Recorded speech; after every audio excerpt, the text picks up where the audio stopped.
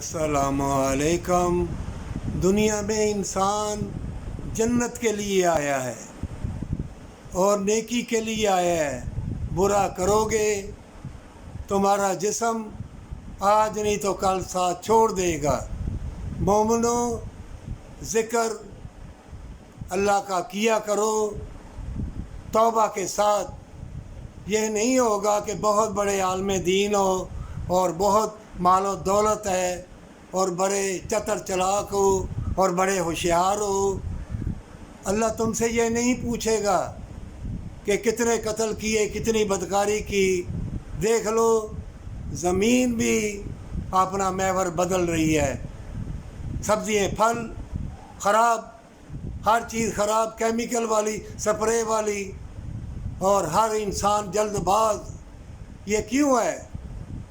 جب انسان شیطان کے دھوکے میں آتا ہے تو وہ ذخیرہ اندوزی کرتا ہے، وہ دوسروں کا مال چھینتا ہے، بدکاری کرتا ہے، اپنے آپ کو افضل سمجھتا ہے، چاہے کتنے علم والا ہو، کتنا حاجی نمازی ہو۔ جس نے اپنے آپ کو افضل سمجھا اور اپنے آپ کو بڑا ہوشیار سمجھا تو پھر جان لو ہزاروں شیطان کے مکر و فریب کے جال ایسے تمہارے اوپر شیطان پھینکے گا کہ موت سے پہلے تم کو موت آ جائے گی اور تمہاری الفت پیار سب اندھا ہو جائے گا۔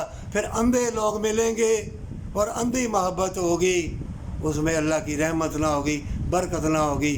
آج ہی سچی توبہ کے ساتھ درود پاک پڑھو، کلمہ کلام پڑھو، اللہ کو دکھانے کے لیے دنیا میں رہو اور ایک دوسرے سے بھلائی کرو، اسی میں جنت ہے۔